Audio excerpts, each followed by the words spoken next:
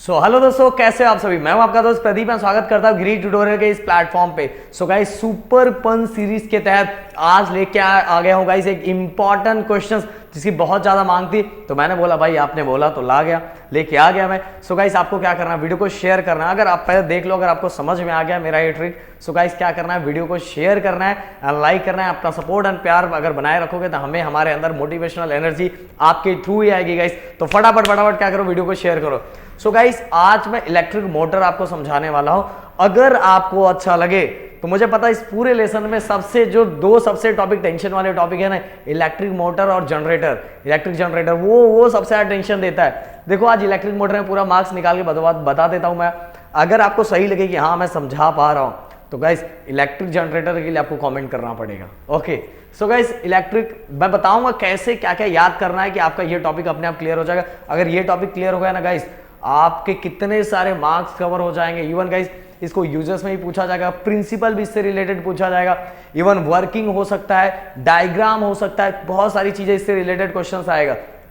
Guys आपको electric motor का guys आपको डायग्राम तो बहुत अच्छे से याद रखना पड़ेगा। सबसे पहली बात, डायग्राम तो फोकस रखना पड़ेगा। यहां दो आपको मैग्नेट दिख रहे हैं। ओके, ये डायग्राम प्रैक्टिस कर लो। एक्सेल दिख रहा है, फिर इसका रेक्टेंगुलर कॉइल दिख रहा है। रेक्टेंगुलर कॉइल के बाद आपको स्प्लिट रिंग दिख रहा है। स्प्लिट रिंग, एक स्लिप रिंग रहता है, स्प्लिट रिंग देखो हाफ पार्ट में से कट हुआ है, आधा है। ओके, और उसके बीच में एक्सेल है। गाइस ये सभी चीजें, और इसके बाद हम वर्किंग भी देखने वाले। तो सबसे पहले गाइस इलेक्ट्रिक मोटर क्या होता है। इलेक्ट्रिक मोटर ये एक ऐसा डिवाइस होता है, इलेक्ट्रिक मोटर नाम से पता चल रहा है, इलेक्ट्रिक से मोटर चल रहा, मतलब electric energy is converted into a mechanical energy. इसका यूज करके हम किसी भी मशीन, जैसे भी फैन मैंने वहां से स्विच ऑन किया, electric energy is converted into a mechanical energy. यही तो हमारा इलेक्ट्रिक मोटर होता है, बस सिंपल एकदम टर्म। इससे हमारा प्रिंसिपल भी कंप्लीट हो गया। अगर एग्जाम में आता है कि बताओ इलेक्ट्रिक मोटर का प्रिंसिपल क्या है, आराम से बोल देने का, इट इज डिवाइस। इसके अंदर क्या होता है, electrical energy is convert into a mechanical energy. It is a device which convert electric energy into mechanical energy. Fan और स्विच बोर्ड को याद रखो, switch electric energy into a mechanical energy. खत्म, कहानी खत्म। अब गाइस टेंशन है construction के अंदर, तो ये base B R, base B R ये याद रखो, बेस बी आर अगर याद रखोगे तो आपको जितनी चीजें लिखनी है सभी है बहुत अच्छे से याद आ जाएगी। अगर डायग्राम याद है तो बेस बी आर भी याद रखने की जरूरत नहीं है। डायग्राम को देख के बहुत सारी चीजें नहीं लिखनी, जितना मैंने लिखा है आप चाहिए तो एक स्क्रीनशॉट ले लो, पहले अच्छे से एक स्क्रीनशॉट ले लो। जितनी चीजें मैंने सामने लिखी है बस उतनी चीजें लिखना, आपको पूरा मार्क्स मिलेगा इस क्वेश्चन में। तो गाइस सबसे पहले रेक्टेंगुलर कॉइल गाइस आपको ये दिख रहा है, ये वाला पार्ट हमारा क्या है, रेक्टेंगुलर कॉइल। और रेक्टेंगुलर कॉइल पे गाइस इंसुलेटेड कॉपर वायर क्या क्या वूंड किया हुआ है, और इसी को हमें क्या बनाया, ABCD जो दिखाई दे रहा है, इसको एक तरह से क्या बनाया, रेक्टेंगुलर कॉइल की तरह बना दिया है। तो वही लिखा insulated copper wire wound on iron core के ऊपर क्या किया, कॉपर वायर को वूंड किया, इंसुलेट किया हुआ है। और क्या बनाया, किसके शेप में बनाया, रेक्टेंगुलर कॉइल के शेप में बनाया है, जिसको नाम दे दिया ABCD। समझ में है, एक आयरन कोर है जिसके ऊपर रेक्टेंगुलर कॉइल क्या किया हुआ, इंसुलेटेड किया हुआ है, घुमाया हुआ है। तो आराम से अपने मन से स्टेटमेंट लिख सकते हो, insulated copper wire wound on iron core, और उसका नाम क्या है, ABCD। कंप्लीट। कौन सा रट्टा मार रहा है। देन स्ट्रॉन्ग मैग्नेट, कितना मैग्नेट है मुझे खुद बता दो। 2 मैग्नेट है, we are use 2 magnet, first एक नॉर्थ के लिए, दूसरा साउथ के लिए, बस वही तो लिखा है। 2 coil is place between 2 poles pieces north and south. Okay, coil के बीच में दोनों साइड क्या, नॉर्थ और साउथ। बस लिख दो अपने से स्टेटमेंट कंप्लीट करके। Then split ring 2 split ring है, एक का नाम है R1 और एक का नाम है, देखो ये वाला, ये इसको थोड़ा क्लियर कर दे। ये देखो, ये 2 स्प्लिट रिंग है, एक हमारा R1 है और दूसरा क्या हमारा R2। ये भी खत्म हो गया, क्या टेंशन है। स्प्लिट रिंग दिखाई दे रहा है, ये देखो, ये X और Y। अच्छा, उसमें वहां X और Y लिखा है, मैंने अभी इसमें से लिखा तो ये लिखा है, कोई टेंशन नहीं। तो स्प्लिट रिंग वही है। अब इसके बाद चलते गाइस आगे। देन ब्रशेस, कौन से कार्बन ब्रशेस है मुझे बताओ। कार्बन ब्रशेस आपको दिखाई दे रहा है, ENF, बस वही लिखना है। स्प्लिट रिंग आपके डायग्राम XY लिखा है, स्प्लिट रिंग लिख दो X और Y। ये देखो ये दिख रहा है, ये वाला ऐसा जो गुला हुआ ये हमारा स्प्लिट रिंग है। और उसके आगे ये अगर मैं आपको थोड़ा जूम करके दिखाना चाहूँ, ये देखो, चलो देखो, यहाँ दिखेगा, अब गाइस यहाँ देखो, ये वाला जो दिखाई दे रहा है ये हमारा स्प्लिट रिंग है, और ये जो आगे दिखाई दे रहा है ई और एफ, ये हमारे क्या है, कार्बन ब्रशेस है। तो बस नाम लिख दो कि हमने कितने कार्बन ब्रशेस यूज किए, 2 कार्बन ब्रशेस यूज किया और उनका नाम क्या है, ई और एफ, और स्प्लिट रिंग जो यूज किया उस स्प्लिट रिंग का नाम क्या है, एक्स और वाई। बस कंस्ट्रक्शन के अंदर यही एक्सप्लेन करना, कुछ ज्यादा चीजें एक्सप्लेन करने की जरूरत ही नहीं, बिल्कुल नहीं है। Carbon brushes B1 B2 are used to press the split ring. Split ring को प्रेस करने के लिए हम क्या यूज कर रहे हैं, कार्बन ब्रशेस यूज कर रहे हैं। देखो पहले स्प्लिट रिंग है, स्प्लिट रिंग के आगे क्या लगा हुआ, कार्बन ब्रशेस लगा हुआ है। इसके बाद एक्सेल, एक्सेल का यूज क्यों करते हैं, आप सभी को पता है कि एक्सेल का जो काम है वो घुमाने का काम, उसी के ऊपर घूमेगा ना चीजें ऐसे ऐसे। The main function of the axle is to rotate with coil. Okay, ये देखो ये रोटेट होगा, तो मेन फंक्शन क्या एक्सेल का, रोटेट करना, कॉइल के साथ क्या होना, रोटेट होना, तो कंप्लीट हो गया। पहला रेक्टेंगुलर कॉइल, रेक्टेंगुलर कॉइल क्या है, हम सभी को पता है इंसुलेटर कॉपर वायर किसके ऊपर वुंड किया हुआ है, आयरन कोर के ऊपर, और उसी से हमने क्या बनाया, एक रेक्टेंगुलर कॉइल बनाया हुआ है। देन स्ट्रॉन्ग मैग्नेट, कितने स्ट्रॉन्ग मैग्नेट, 2 स्ट्रॉन्ग मैग्नेट है, नॉर्थ और साउथ, और उसके बीच में हमारा रेक्टेंगुलर कॉइल डाला हुआ है। Then split ring, split ring कितना है, कितना सिंपल सा है, स्प्लिट रिंग कितना, 2 स्प्लिट रिंग है, एक हमारा यहां मैंने एक्स वो लिया, आप ले सकते हैं एक्स और वाई। देन इसके ब्रशेस, कार्बन ब्रशेस गाइस कितना है, ई और एफ। इसको किस लिए यूज कर रहे हैं हम, जो स्प्लिट रिंग है उसको प्रेस करने के लिए। देखो B1 and B2 are used to press the split ring. Then axle, axle का मेन फंक्शन क्या है, axle is the rotate with the coil. Coil के साथ क्या हो रहा है, एक्सेल क्या हो रहा है, रोटेट हो रहा है, रोटेट हो रहा है। जब रोटेट होगा तभी तो काम होगा। ओके, सो ये, और बैटरी, बैटरी का यूज किस लिए किया जाता है, पावर सप्लाई। तो हो गया कंस्ट्रक्शन, क्या टेंशन है, इतनी सारी चीजें तुरंत कंप्लीट कर दी। देखो 2 बार मैंने रिपीट करवा दिया, इसी तरह लिखना है। अब आगे सबसे अटेंशन बच्चों को वर्किंग के अंदर आता है, वर्किंग के अंदर सबसे अटेंशन आता है। सो गाइस मैं आपको बताना चाहूंगा, दिमाग में एकदम फोकस कर लो। चलो मैं फटाक से एक आपके लिए ये भी ले लेता हूं, ये कट कर देता हूं मैं।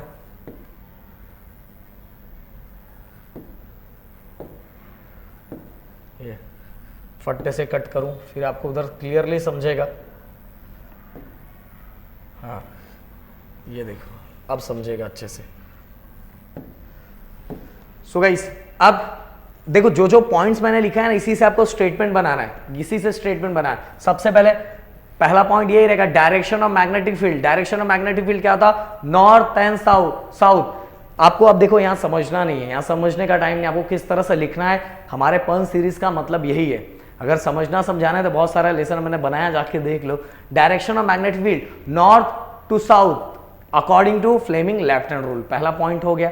देन सेकंड अब क्या हो रहा है, force exerted on A B, और फोर्स लगाने के कारण वहां वो कहां चला गया, पुश डाउनवर्ड डायरेक्शन, इसलिए ए बी नीचे मैं दिखा रहा हूं।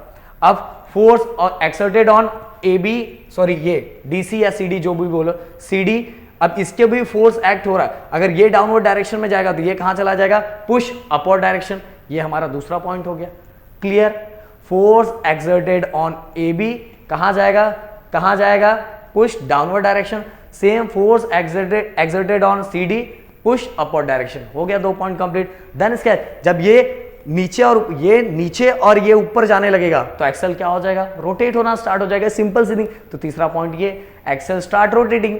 देन इसके बाद हर हाफ रोटेशन के बाद जो स्प्लिट रिंग है, ये वाला स्प्लिट रिंग, ये वाला हमारा स्प्लिट रिंग जो दिख रहा है, ये जो हमारा स्प्लिट रिंग दिख रहा है, ये split ring, every half rotation, ये लाइन लिखना है, every half rotation split ring X Y come in a contact with FE। हर आधे रोटेशन के बाद जो स्प्लिट रिंग है वो ब्रशेस के कांटेक्ट में आता है, जो ब्रशेस हमारे होते हैं EF, तो यही लिखना, every half rotation split ring X Y come in a contact with F and E respectively. Okay, हर आधा हाफ रोटेशन के बाद जो एक्स वाई है किसके कांटेक्ट में आता है, FE के कांटेक्ट में आता है। और इसके बाद फिर से अगेन क्या होगा गाइस, करंट फ्लो ना, जब ये इसके जब स्प्लिट रिंग ब्रशेस के कांटेक्ट में आ जाएगा, फिर से क्या होगा, करंट फ्लो ना स्टार्ट होगा। क्योंकि देखो ये पहले ऐसा था, ये नीचे दब के ऐसा हो गया, ऐसा, तो CD इस साइड आ गया, AB उस साइड चला गया। अब फिर अगेन जब CD इस साइड आएगा तो फिर से वही सेम सिचुएशन, डायरेक्शन, अब डायरेक्शन ऑफ करंट फिर से किस साइड हो जाएगा, डायरेक्शन ऑफ करंट कौन सा साइड होगा, फिर से IC हो जाएगा। मतलब आपको क्या लिखना है, फिर again force exerted on DC push downward direction, and उसी टाइम पे force exerted on BA push upward direction, क्योंकि इस साइड क्या हो जाएगा, BA हो जाएगा और उस साइड DC हो जाएगा। बस हो गया खत्म, इतना ही तो वर्किंग लिखना है, इतना ही सिंपल वर्किंग लिखना है, पूरा मार्क्स मिलेगा गाइस। देखो एक बार मैं और बताता हूँ, सबसे पहले डायरेक्शन लिखो मैग्नेटिक फील्ड का, बताओ किसके थ्रू लिखा है, ये सभी रूल अगर आप बोलोगे तो मैं बताऊंगा, बट आज मेरा मेन फोकस है आप किस तरह से इसमें मार्क्स स्कोर कर पाओ। फिर जैसे हमने फोर्स एक्सर्ट किया तो ए बी नीचे चला गया और सी डी कहाँ चला गया, ऊपर आ गया, और इसके कारण क्या हो गया, ये नीचे ऊपर जाने लगा, जिसके कारण एक्सेल हमारा क्या होने लगा, गोल गोल घूमने लगा। और हर हाफ रोटेशन के बाद, एवरी हाफ रोटेशन के बाद एक्स वाई किसके कांटेक्ट में आ रहा है, एफ ई के कांटेक्ट में आ रहा है, एफ एंड ई के कांटेक्ट में आ रहा है, और इसी कारण हर हाफ रोटेशन के बाद करंट की डायरेक्शन क्या हो रही है, चेंज हो रही है, current flowing in a direction. अब करंट कैसे फ्लो हो रहा है, अब देखो हाफ रोटेशन के बाद ये हो जाएगा हमारा सी, ये हो जाएगा हमारा डी, ये हो जाएगा हमारा ए, हो जाएगा हमारा बी। अब करंट ऐसे फ्लो होना स्टार्ट हो गया। ओके, आप बस इतना फोकस मत करो, every half rotation direction of current will be changes, current का डायरेक्शन क्या हो जाएगा, चेंज हो जाएगा। अब करंट कैसे फ्लो होगा, डी सी बी ए, और इसके कारण ऐसे फ्लो होने के कारण अब जैसे ए बी अब नीचे जा रहा था, अब यहां क्या आ जाएगा, डी सी नीचे जाएगा और ए बी ए क्या हो जाएगा, ऊपर हो जाएगा, बस काम खत्म। सो गाइस ये एकदम सिंपल तरीका था इसमें पूरा मार्क्स कवर करने का। सो गाइस मेरे ख्याल से आपको समझ में आएगा तो प्लीज मुझे बताना जनरेटर चाहिए क्या आपको, अगर जनरेटर चाहिए तो मैं इसी तरह जनरेटर और पूरा ये लेसन कंप्लीट कर दूंगा। बहुत सिंपल लेसन है गाइस, बहुत सारे बच्चों को दिखाया यार सर ये सबसे सिंपल लेसन है, प्रूफ करके दे सकता हूं मैं। ओके देखो इसमें आराम से पूरा मार्क्स स्कोर कर सकते हो। कैसे आप सभी, मैं हूं आपका दोस्त प्रदीप, मैं स्वागत करता हूं गिरी ट्यूटोरियल के इस प्लेटफॉर्म पे। सो गाइस आप सभी को पता है कि सुपर पंच सीरीज चल रही है और सुपर पंच सीरीज में बड़े बड़े क्वेश्चंस को ही मेल्ट करके छोटा कर देते हैं। सो गाइस और आप वैसा लिखोगे पूरे के पूरे मार्क्स मिलेंगे, क्योंकि अभी टाइम है किस तरह से हम चीजों को रिवाइज करें और किस तरह से हम एग्जाम में जाके उतार के आए, ये टाइम चल रहा है। सो गाइस बहुत सारे बच्चों की मांग थी कि सर एसी जनरेटर करवा दो, तो देखो आज आपके प्रदीप सर ने आपकी बात सुन ली और एसी जनरेटर आज के आज आ गया। सो गाइस आपको अगर अच्छा लगे तो प्लीज वीडियो को लाइक कर सकते हो, चैनल को सब्सक्राइब कर सकते हैं, दोस्तों के साथ शेयर कर सकते हो, अपना सपोर्ट एंड प्यार बनाए आपने रखा ही है और ऐसे ही बनाए रखिए गाइस। सो आज गाइस करवाने वाला मैं एसी जनरेटर, बट उसके पहले कंप्लीट चीज अभी मैंने देखा तो एक पॉइंट यहां लिखना मैं भूल गया। सबसे पहले गाइस एसी जनरेटर किसका टाइप है, इलेक्ट्रिक जनरेटर का। आपके बुक में देखोगे ना इलेक्ट्रिक जनरेटर ऐसा हेडिंग लिखा हुआ है, तो इलेक्ट्रिक जनरेटर के कितने टाइप है, 2 types. First is AC generator and second DC generator, AC generator and DC generator. DC generator जो है गाइस वो आपके सिलेबस से इस साल डिलीट कर दिया है, इस साल बस आपको एसी जनरेटर पढ़ना है, एसी जनरेटर पढ़ना है। तो अब सबसे मेन क्वेश्चन कि सर इलेक्ट्रिक जनरेटर क्या होता है। मैंने आपको बताया कि इलेक्ट्रिक जनरेटर के 2 टाइप होते हैं, पहला होता है हमारा एसी जनरेटर और दूसरा डीसी जनरेटर। तो डीसी जनरेटर कैंसिल हो चुका है, हमें इस बार प्रॉपर कंस्ट्रक्शन एंड वर्किंग किसका पढ़ना है, एसी जनरेटर का। वैसे डीसी जनरेटर में भी ज़्यादा डिफरेंस नहीं है, बट सिलेबस कैंसिल है तो चलो वो 11th में मैं आप लोगों को पढ़ाऊंगा, तो हमें फोकस करना है एसी जनरेटर पे। बट सबसे पहले इलेक्ट्रिक जनरेटर क्या होता है, जो इसके दोनों टाइप है ना, बट उसके पापा का नाम जो इलेक्ट्रिक जनरेटर है, तो इलेक्ट्रिक जनरेटर होता क्या है सर वो बताओ। सिंपल सी बात है, इलेक्ट्रिक जनरेटर नाम से पता चल रहा है, जिससे इलेक्ट्रिक जनरेट होता है वही हमारा इलेक्ट्रिक जनरेटर होता है। मतलब हम मशीन का यूज करके करंट प्रोड्यूस करते हैं, तो mechanical energy is convert into a electric energy, और इसी को हम क्या बोलते हैं, इलेक्ट्रिक जनरेटर। क्या बोलते हैं, इलेक्ट्रिक जनरेटर। सो गाइस यहाँ प्रिंसिपल मैंने नहीं लिखा, तो वही आपको स्टार्टिंग में प्रिंसिपल लिखना है कि जो चीजें जिसमें mechanical energy is convert into electric energy, electrical energy जिसके अंदर मशीन के एनर्जी को कन्वर्ट किया जाता है इलेक्ट्रिक एनर्जी के अंदर, तो उसी को हम क्या बोलते हैं, electric generator. Okay so guys अब कंस्ट्रक्शन देखते हैं। कंस्ट्रक्शन इतना ज्यादा कंफ्यूजिंग नहीं है, ये डायग्राम देखो, डायग्राम को आपको फोकस करना है और दिमाग में फिट करना है। क्या है, सेम वैसा ही 2 मैग्नेट है, उसके बीच में कॉइल है, देखो वही लिखा हुआ है coil ABCD of copper wire, ये कॉपर वायर का कॉइल है, और कहां kept between the pole pieces north and south, ये दोनों के बीच में फिक्स है। पहला स्टेटमेंट कंप्लीट हो गया, कहानी खत्म।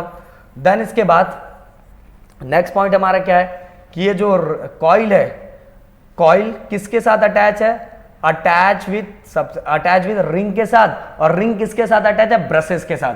तो नेक्स्ट पॉइंट यही है, end of a coil are connect to the conducting ring R1 and R2, और वो किसके साथ कनेक्ट है, via carbon brushes B1 and B1 and B2 के हेल्प से रिंग के साथ ये कॉइल क्या है, अटैच है। खत्म हो गया। मतलब इनडायरेक्टली कॉइल रिंग और ब्रशेस के साथ क्या अटैच है, रिंग के साथ ब्रशेस के हेल्प से रिंग के साथ क्या अटैच है, कंप्लीट हो गया। इसके बाद अगर आप और बताना चाहोगे तो ये जो एक्सेल है, एक्सेल के ऊपर, एक्सेल के रिंग किसके ऊपर है, एक्सेल के ऊपर है, the rings are fix to the axle, ring किसके ऊपर फिक्स है, एक्सेल के ऊपर। इसके बाद गाइस ये देखो ब्रशेस भी अटैच किया हुआ, और ब्रशेस हमें क्या बता रहे हैं, direction of, proper direction of current, खत्म कहानी। सबसे पहले बताना कि कॉइल कहाँ है, कॉइल मैग्नेट के बीच में है, कॉइल कार्बन कॉइल। देन इसके बाद उस कॉइल को किसके साथ अटैच किया हुआ है, रिंग एंड ब्रशेस, जो चीजें मैंने बताई। देन इसके बाद आप ये बता सकते हो एक्सेल, एक्सेल के ऊपर कौन फिक्स किया गया है, रिंग को फिक्स किया है। देन आप एक्स्ट्रा ये भी बता सकते हो जो सर्किट है, सर्किट के बीच में क्या है हमारा, ये हमारा गैल्वानोमीटर है, और जो ब्रशेस है वो डायरेक्शन ऑफ करंट दिखा रहे हैं। खत्म, पॉइंट खत्म हो गया। बस इसी को देख के सब चीजें लिख देनी है, हो गया। मुझे पता है सबसे अटेंशन किस में आता है, बच्चों को पता है वर्किंग के अंदर। चलो वर्किंग बताता हूं, तो ध्यान से समझना, एकदम प्रॉपर फोकस करो। पहला पॉइंट ये होगा कि ऐसे ही लिखना। देखो गाइस मैं फिर से बता रहा हूं, सुपर पंच सीरीज के अंदर हम टॉपिक को एक्सप्लेन नहीं कर रहे हैं, हम ये बता रहे हैं कि आपको किस तरीके से पूरे मार्क्स इस टॉपिक में निकालना है, छोटे छोटे पॉइंट्स को दिमाग में रख के। क्योंकि एक्सप्लेनेशन देखना है तो वीडियो बना हुआ है ऑलरेडी, आप देख सकते हो। The current flows in the direction of A B C D, सबसे पहले यही लिखना कि डायरेक्शन ऑफ करंट कहां से, from A B C D according to Fleming right hand rule. Right hand rule, current कहां से कहां फ्लो हो रहा है, ए से B, then C to D, मतलब ए बी सी डी ऐसे करंट क्या हो रहा है, फ्लो हो रहा है। किसके according, Fleming right hand rule. ये भी बोलोगे तो मैं एक्सप्लेन कर दूंगा जितने रूल है, बट अभी तो मेरा ये टॉपिक पे ध्यान है। तो पहला पॉइंट हमारा ये हो गया। फिर दूसरा पॉइंट, हर हाफ रोटेशन के बाद, after the half rotation the branch A B, देखो ये ऐसा था, देन हाफ रोटेशन के बाद अब इसके जगह पे कौन आ जाएगा, ए बी की जगह पे कौन आ जाएगा, सी डी आ जाएगा। ए बी की जगह पे, अब यहां अगर मैं बनाऊं तो हाफ रोटेशन के बाद ए बी की जगह कौन आ जाएगा, सी डी, यहां ए बी था और यहां कौन आ जाएगा, बी ए। क्लियर, तो वही लिखा हुआ, after the half rotation the branch A B takes the place of branch C D and the branch C D takes the place position of branch A B. हर हाफ रोटेशन के बाद A B की जगह C D आ जाएगा और C D की जगह A B आ जाएगा, खत्म कहानी। ओके, ये हमारा दूसरा पॉइंट हो गया। देन गाइस अब ये घूमना स्टार्ट हो रहा है, जब घूमना स्टार्ट होता है तो वहां करंट प्रोड्यूस होना स्टार्ट होता है, और वो करंट को क्या, जब मशीन के कारण करंट प्रोड्यूस होना स्टार्ट हो रहा है गोल गोल मैग्नेट के बीच, मैग्नेट के बीच में वो घूम रहा है, ये दोनों मैग्नेट के बीच में ये मशीन घूम रहा है, ये कॉइल घूम रहा है, ये कॉइल क्या हो रहा है, घूम रहा है। इसके कारण वहां क्या प्रोड्यूस हो गया, इंड्यूस करंट। तो हमें ऐसा यूज करना है। अब नेक्स्ट लाइन हमारा होगा, direction of induce current flow कहां से कहां फ्लो होगा। अब ऐसा हो जाएगा, पहले यहां ए बी था, अब डायरेक्शन ऑफ करंट कैसा हो जाएगा, ऐसा हो जाएगा, इस तरह से हो जाएगा, डी सी बी ए, बस खत्म। The direction of induce current D to C to B and B to A, खत्म। बट गाइस हमेशा याद रखो, ये जो हमने इसके अंदर रिंग यूज किया हुआ है, जो रिंग यूज किया हुआ है, ये रिंग कंप्लीट रिंग है, स्प्लिट रिंग नहीं है। ये रिंग क्या है, कंप्लीट रिंग है। तो अगर आप यहां देखोगे, चलो मैं भी ऐसा बनाता हूं, ऐसा, तो ये भी पॉइंट आपको क्लियर हो जाएगा। धीरे धीरे पूरा टॉपिक एक्सप्लेन भी हो जा रहा है। अब देखो, अब अगर आप याद ध्यान दोगे तो जो हमारा ए बी था, ए बी के साथ कौन सा ब्रशेस अटैच था, B1, और गाइस यहां ध्यान देंगे सी डी के साथ, सी डी के साथ कौन सा ब्रशेस अटैच था, B2 अटैच था। ओके, तो अगर मैं बाहर, अगर जब ए बी यहां था तो करंट की डायरेक्शन क्या थी, एक्सटर्नल सर्किट में, मतलब बाहर के सर्किट में कौन सा डायरेक्शन था, B2 टू B से B1 की तरफ, बाहर की तरफ। जब मैं करंट की डायरेक्शन की बात करूं तो क्या था, B2 टू B1 ऐसा करंट फ्लो हो रहा था बाहर की तरफ। जब ये ए बी यहां था और सी डी यहां था, तो एक्सटर्नल सर्किट में करंट कैसे फ्लो हो रहा था, B2 to B1। Clear. But guys half rotation के बाद ए बी की जगह किसने ले ली, ए बी की जगह ले ली सी डी ने, और सी डी की जगह ले ली ए बी ने। बट गाइस यहां क्या हुआ कि ये स्प्लिट रिंग नहीं है, ये कंप्लीट रिंग है। तो ये जब घूम रहा है तो इसके साथ बी ए भी ऐसे घूम रहा है, बी ए भी ब्रशेस भी, ए बी अपने ब्रशेस को साथ में लेके गया एंड सी डी अपने ब्रशेस को साथ में लेके गया। तो गाइस इस साइड कौन आ जाएगा, इस साइड आ जाएगा हमारा, इसको मैं ऐसे चेंज कर देता हूं। अब देखो इसको, बहुत सिंपल है, बिना मतलब बच्चे कंफ्यूज होते हैं। देखो हाफ रोटेशन के बाद यहां आ गया हमारा, यहां हमारा आ गया कैसा था, डी सी और इस साइड है ए बी। इसका ब्रशेस कौन सा है B1 और इसका ब्रशेस क्या है B2। तो अब करंट की डायरेक्शन कौन सी दिखेगी एक्सटर्नल सर्किट में B1 टू B2। तो एवरी हाफ रोटेशन के बाद एक्सटर्नल सर्किट में करंट की डायरेक्शन क्या, सही बोलू ना, बस घुमा रहे ये हम सबको मिलके ना ये उल्लू बना रहे। अब जब ये सर्किट ऐसे घूम गया तो इस साइड B1 आ गया, तो करंट की डायरेक्शन एक्सटर्नल सर्किट में क्या दिखेगा B1 टू B2। फिर से जब हाफ रोटेशन के बाद फिर से ये ब्रशेस अपना इधर लेके आ जाएगा, फिर क्या बाहर की तरफ एक्सटर्नल सर्किट में हमें करंट क्या दिखेगा B2 टू B1। ये सब मिलके ना हमें उल्लू बना रहे हैं, बस बाकी कुछ नहीं है। तो ए बी अपना लेके आ गया, तो बाहर के सर्किट में हमें करंट दिख रहा है B1 टू B2। फिर से ऐसा घूम जाएगा, फिर बाहर के सर्किट में करंट क्या दिखेगा B2 टू B1। ओके, मतलब बस दिमाग में इतना रखो कि ए बी हमेशा किसके साथ कनेक्ट है B1 के साथ, एंड सी डी किसके साथ कनेक्ट है B2 के साथ। तो एवरी हाफ रोटेशन के बाद अब जब B1 आएगा तो हमें एक्सटर्नल सर्किट में B1 टू B2 दिखेगा, जब सी डी इस साइड आ जाएगा तो B2 टू B1 दिखेगा। तो वही लिखा हुआ देखो, BA is always connect with BA, यही वाला BA is always connect with B1 and branch DC is always connect B2। तो external circuit current flow from current B1 to B2। अब देखो BA इस साइड आ गया, तो एक्सटर्नल सर्किट में current कहां से दिख रहा है, कहां फ्लो हो रहा है, ऐसे दिखेगा ना, ये ऐसा। तो B1 टू B2 करंट दिख रहा है। तो every half rotation alternate current is produce, और इसलिए हर हाफ रोटेशन के बाद करंट की डायरेक्शन चेंज हो रही है, इसीलिए इसको क्या बोलते हैं, अल्टरनेट करंट। क्या बोलते हैं, अल्टरनेट करंट। इसीलिए इसको बोलते हैं AC जनरेटर, क्योंकि इससे अल्टरनेट करंट प्रोड्यूस हो रहा है। करंट की डायरेक्शन एक्सटर्नल सर्किट में चेंज हो रही है, क्योंकि पोजीशन चेंज हो रहा है, तो ब्रशेस का जो प्लेस है वो चेंज हो जा रहा है, इसलिए एक्सटर्नल सर्किट में हमें डायरेक्शन क्या हो रहा है, हमेशा अलग दिखाई दे रहा है। और बार बार करंट की डायरेक्शन चेंज होने के कारण इसको अल्टरनेट बोलते हैं। और ये क्या कर रहा है, करंट प्रोड्यूस कर रहा है, इसीलिए इसको AC जनरेटर बोलते हैं, अल्टरनेट करंट जनरेटर। ओके, समझ में आया, क्लियर कट। तो भाई इतना ही है। सबसे पहले बता दो कि स्टार्टिंग में करंट कहां फ्लो हो रहा है, किसके अकॉर्डिंग, देन हाफ रोटेशन के बाद AB की जगह कौन आ जाता है, देन CD की जगह कौन आ जाता है, वो आने के बाद बता दो कि इंड्यूस करंट का डायरेक्शन कौन सा हो गया। देन इसके बाद बताओ कि BA जो रहता है, मतलब या AB बोलो या BA बोलो, AB हमेशा कनेक्ट रहता है B1 के साथ और DC हमेशा कनेक्ट रहता है B2 के साथ, ये बता दो। फिर इसके बाद बताओ कि अब करंट की डायरेक्शन जब इस उल्टा हो गया, तो करंट की डायरेक्शन अब कैसे हो जाए एक्सटर्नल सर्किट में B1 टू B2। पहले कैसे था, यहां लिख सकते हो, ऊपर वाले में करंट की डायरेक्शन कैसे थी, B2 टू B1, यहां लिख सकते हो, यहां लिख सकते हैं in external circuit direction of current is B2 to B1। और यहां जब जगह ले लिया तो अब कहां हो गया, B1 to B2। So guys इस तरह से आप पूरा कंप्लीट करके पूरे मार्क्स इसके अंदर निकाल सकते हो गाइस। इससे रिलेटेड देखो प्रिंसिपल लिखने के लिए आ सकता है, इसका डायग्राम ड्रॉ करने के लिए आ सकता है, सेपरेट चीजें आ सकती है, वर्किंग के लिए एक्स्ट्रा आ सकता है, कंस्ट्रक्शन के लिए आ सकता है। सो सभी टॉपिक, इसमें बहुत बड़े टॉपिक को मैंने 2 इंपॉर्टेंट टॉपिक 4th लेसन का मैंने कंप्लीट कर दिया। तो गाइस सो गाइस आपके सामने जो देखो सुपर पंच सीरीज के तहत हम क्या करते हैं, हम यही करते हैं कि जो भी, क्योंकि अब बहुत कम टाइम बचा, तो इस कम टाइम में हम फटाफट सब चीजें करके टॉप स्कोर कैसे करें। तो गाइज वही चल रहा है। देखो ये सामने जो बल्ब का आपको डायग्राम दिख रहा है, ये डायग्राम की प्रॉपर प्रैक्टिस करना है, उसको लेवलिंग करना है कि ग्लास सपोर्ट कहाँ है, स्क्रू कैप कहाँ है, ग्लास बल्ब कहाँ है, कॉइल कहाँ है, ये वैक्यूम नाइट्रोजन का, ये सभी चीज़ों को आपके दिमाग में फिट करना है और इसको आज के आज कंप्लीट करना है। एक ये डायग्राम हो गया। देन इसके बाद guys magnetic field produce around the conductor, ये वाला, ये एक कार्डबोर्ड है, इसके अंदर सर्किट लगाया हुआ है। और इसके बाद आप देखोगे कि जो हमने क्या आयरन फिलिंग उसके ऊपर डाला है, उसका वो किस पोजीशन में किस तरह से एक्ट कर रहा है, सभी चीजें आपको दिखाई देगी। और ऐसा ही ये वाला नहीं, ये वाला डायग्राम की आपको प्रैक्टिस करके रखना है और आज ही कंप्लीट करना है इसको। देन इसके बाद right hand thumb rule. Right hand thumb rule बहुत सिंपल है। Imagine you are holding a conductor in your right hand. अब ऐसा सोच के चलो कि आपने कंडक्टर को राइट हैंड, एक कंडक्टर मतलब जिसमें से करंट फ्लो हो रहा है, उसको आपने राइट हैंड में होल्ड करके रखा हुआ है और ऐसे होल्ड करके रखा, ऐसे हो गया, बस यहाँ काम खत्म हो गया।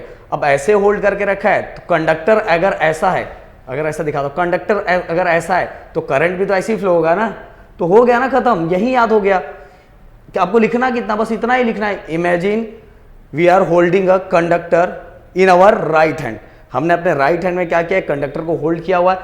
थंब क्या इंडिकेट कर रहा है, अब अगर कंडक्टर ऐसा है तो थंब क्या इंडिकेट करेगा, डायरेक्शन ऑफ करंट, और ये क्या इंडिकेट करेगा, डायरेक्शन ऑफ मैग्नेटिक फील्ड। खत्म, राइट हैंड रूल खत्म हो गया। Thumb indicate direction of current and curl finger indicate direction of magnetic field. खत्म हो गया। अब इसके बाद गाइस नेक्स्ट, ये एग्जाम में भी ये इसके भी आने के चांसेस है। तो मैग्नेटिक जो सोलेनोइड से रिलेटेड क्वेश्चंस है, तो बस आपको देखो 2-3 पॉइंट, ये डायग्राम की प्रैक्टिस आपको करनी पड़ेगी। ये डायग्राम में नॉर्थ साउथ, ये जो डायरेक्शन दिया हुआ है, डायरेक्शन ऐसे का ऐसा ही रखना है।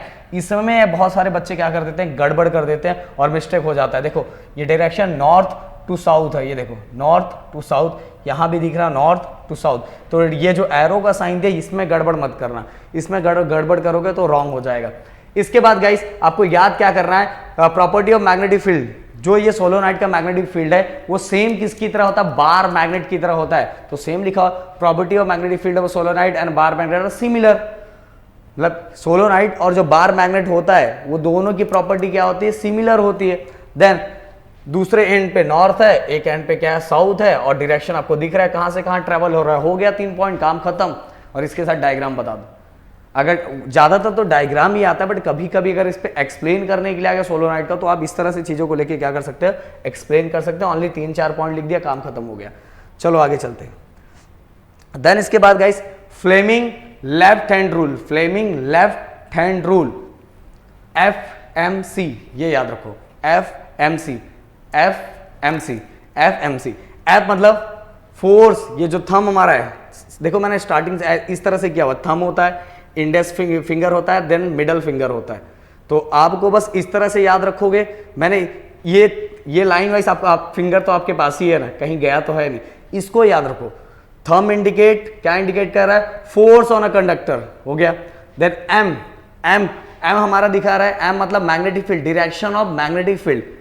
C मतलब direction of current, direction of current. Middle finger indicate direction of current. देखो thumb indicate force on the conductor, middle finger indicate magnetic field and index finger indicate the magnetic field and middle finger indicate direction of current। हो गया। FMC क्या हमारा L, okay, FMC L, FMC L। अब जिस तरह से याद कर सकते हो। देन आगे, देन 6 MMI मतलब फ्लेमिंग, वो लेफ्ट हैंड रूल था, ये राइट हैंड रूल है। वो लेफ्ट हैंड रूल था, ये राइट हैंड रूल है। राइट हैंड रूल में क्या हो रहा है, जो आपने कंडक्टर अपने राइट हैंड में पकड़ के रखा हुआ है, ये कंडक्टर क्या हो रहा है, गोल गोल घूम रहा है, ऐसे गोल गोल घूम रहा है। इसीलिए ये जो थंब है, थंब क्या इंडिकेट करेगा, motion of the conductor. Conductor इस समय कंडक्टर क्या कर रहा है, गोल गोल घूम रहा है, मोशन में क्या कर रहा है, गोल गोल घूम रहा है, मोशन में। मैंने AC में आपको बताया, समझाया था, जो कंडक्टर है वो क्या कर रहा है, जिसमें से करंट फ्लो होने वाला गोल गोल घूम रहा है। इसीलिए यहां ऐसा लिखा हुआ है।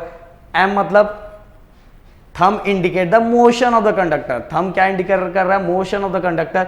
देन इसके बाद सेकेंड वाला आपको पता है, ये हमारा कौन सा फिंगर है, index finger. Index finger indicate the magnetic field.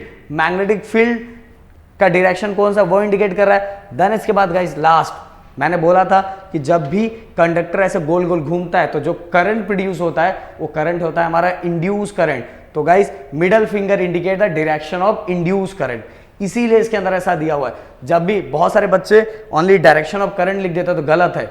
अगर motion of the conductor AC generator में आपने देखा था, वो कॉइल बीच में गोल गोल घूम रहा था, और कॉइल के बीच में गोल गोल घूमने के कारण ही, मैग्नेट के बीच में गोल गोल घूमने के कारण ही उसके अंदर क्या प्रोड्यूस हो रहा था, AC जनरेटर करंट प्रोड्यूस हो रहा था। तो सो गाइस M मतलब motion of a conductor indicated by thumb, then index finger indicate the magnetic field, I मतलब induce current, middle finger indicate the direction of induce current, okay.